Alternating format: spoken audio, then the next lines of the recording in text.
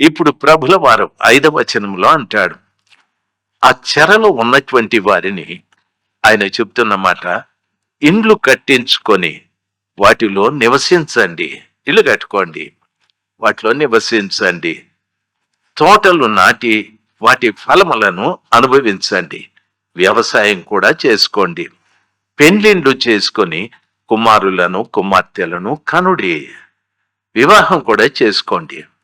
మీకు చక్కటి బిడ్డల్ని దేవుడిస్తాడు, కనండి. అక్కడ ఏమీ మీకు తక్కువ లేకుండా అభివృద్ధి పొందుటకై వారు కుమారులను కుమార్తెలను కనునట్లు మీ కుమారులకు పెండ్లిన్లు చేయుడి, మీ కుమార్తెలకు పురుషులను సంపాదించుకోనండి.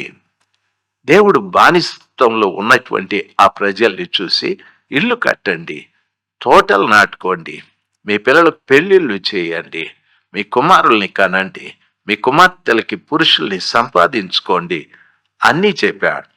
7వ వచనంలో అంటాడు, నేను మిమ్మును చెరగొని పోయిన ఆ పట్టణం యొక్క క్షేమం కోరి దాని కొరకు యెహోవాను ప్రార్థన చెయ్యండి.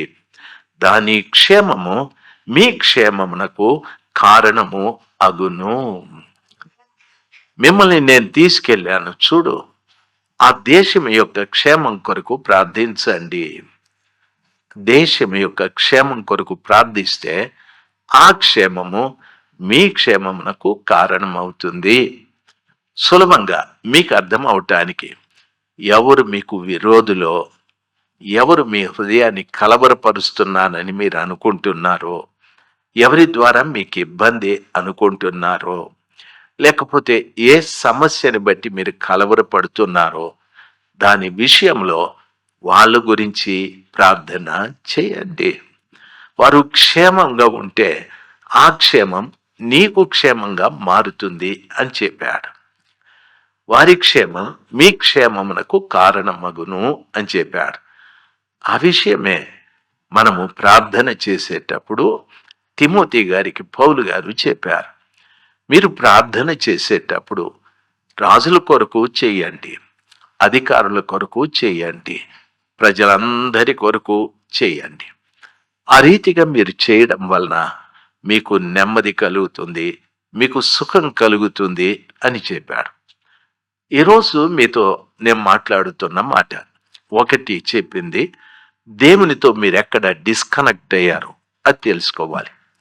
రెండవది, దేవుడు మీ చేయిని ఎప్పుడు వదిలిపెట్టేశాడో అది కూడా తెలుసుకోవాలి. మూడవది, నీ ఇంటి గడప దగ్గర సుఖముంది, నెమ్మది ఉంది, క్షేమము ఉంది.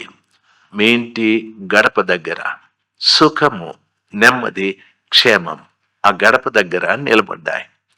నీవెప్పుడైతే రాజుల కొరకు, అధికారుల కొరకు, ప్రజలందరి కొరకు, శత్రువుల కొరకు, మిత్రుల కొరకు, అందరి కొరకు ప్రార్థించడం ప్రారంభిస్తావో ఆ బయట నిలబడ్డ సుఖము, నెమ్మది, క్షేమం ఇంట్లోకి వస్తారు. ఎప్పుడైతే నీవు ప్రార్థన చేస్తూ, తండ్రి నా ఇంటిని కాపాడు, నా ఒంటిని కాపాడు, ప్రభ నా ఉద్యోగాన్ని కాపాడు, నా వ్యవసాయాన్ని, నా వ్యాపారాన్ని, దీన్ని స్వార్థం అంటారు. ఈ స్వార్థంతో కూడినటువంటి ప్రార్థన నీ ఇంటికి క్షేమాన్ని కలిగించదు.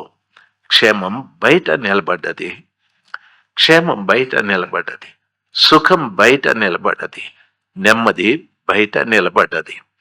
కాబట్టి ప్రతిరోజు మీరు గొప్పగా ప్రార్థన చేసేవారు, ఉపవాసాల నుండి కూడా మీరు ప్రార్థన చేస్తారు.